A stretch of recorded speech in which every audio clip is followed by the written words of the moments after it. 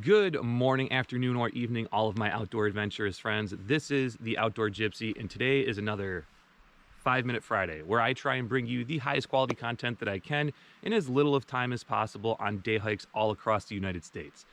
If you like this video, go ahead, trample all over that like button down below. Consider subscribing and drop me a line if you have any questions. Stay tuned all the way until the very end of the video, where I will be sharing my thoughts, tips, tricks, things you may want to know before you go on this hike. Without further ado, my girlfriend and I, we're going to be hiking today the Purisma Creek Redwoods Open Space Preserve in beautiful Northern California. Enjoy.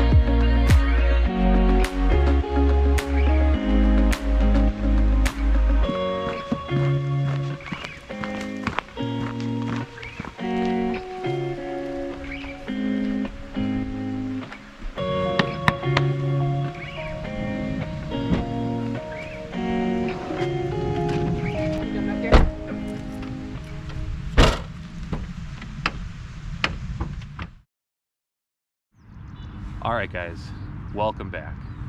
This review is going to be rather shorter in length just because there wasn't a ton for me to review on this hike. But the first thing I did want to talk about, which is the elephant in the room, that being the redwood trees themselves. When you first start off on this hike, you are just greeted by a ton of these redwood trees, and they're just so mammoth that you feel like you're a speck of sand on the planet, that you are just very unimportant at the moment. The number one word for me to kind of describe this would be primal. I felt as though when we were walking around any corner, it would have been completely normal if a T-Rex was to cross my path, that I wouldn't even have flinched. I would have been like, hey, that fits. So for me personally, it felt as though I was taking a tour in the movie Jurassic Park. As you guys can see here on my All Trails app, this hike goes 10 miles in length. It's around 2,000 feet in elevation gain, and it is a loop style hike. The first 3 to 4 miles are very flat, and it's absolutely beautiful walking amongst, again, the old growth redwoods. There's a little creek / river that runs between them, and it's just beautiful. The next 2 to 3 miles after that does ascend uphill pretty quickly, and that's where you get most of the elevation gain. So you will go up pretty quickly. And then the last 2.5 to 3 miles is downhill, and it is downhill quite quickly. This is also a very beautiful area of the trail because the whole time you're coming downhill, you are also facing the western side, and you get to overlook the entirety of the Pacific Ocean around Half Moon Bay.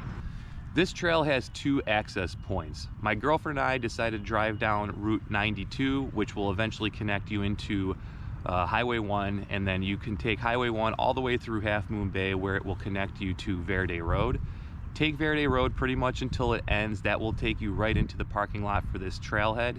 There's enough parking for around 6 to 7 cars, but don't worry too much about parking because there is plenty of it on the side of the road. And I believe this parking lot or trail is open sunrise to sunset. On this hike, my girlfriend and I were fortunate enough to run into a bunch of wildflowers. They are a little bit more sparse here on this trail just because of the dense vegetation in the forest, but you are able to see redwood sorrels, brunera, as well as a bunch of trillium. And there are some others that we had come across. I'm not too sure of the names of them. I will leave them pictured down here below. Feel free to comment if you know what these are. Some other things that you'll run into on this hike are a bunch of California quail, or at least we did. There were probably 20 to 30 of them. Really cool birds, I just love them. And the other thing that you're gonna see usually a good amount of are these little yellow slugs. They're commonly called banana slugs, and they're exactly what they sound like. They look like a banana. A couple of other tidbits of information you guys might wanna know about. The first one being the solitude factor. You will be hiking with a moderate amount of other hikers and trail runners, especially on the weekends. But I would tell you also that you will still have the feeling like you are alone, and it is not a crowded feeling. There is no fee to park your car, and there really were no bugs to speak of on this hike. You will be doing most of the hike in the forest, which means I would say 75% or more of this hike will be without having to be blasted by the sun. Only about a mile or two you'll be exposed to the sun.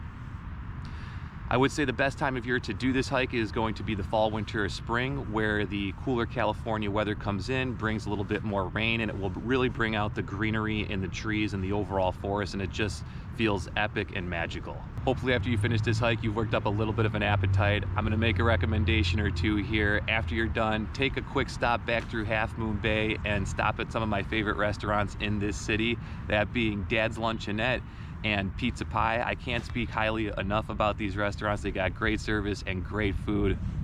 They're delicious. Hopefully you guys enjoyed this video and this review. I'm gonna be putting a link right here in the top right. Feel free to check out some of my other day hikes and backpacking adventures across North America. I am the Outdoor Gypsy. I am signing off for now, but I will see you guys on the next adventure. Get some nature love.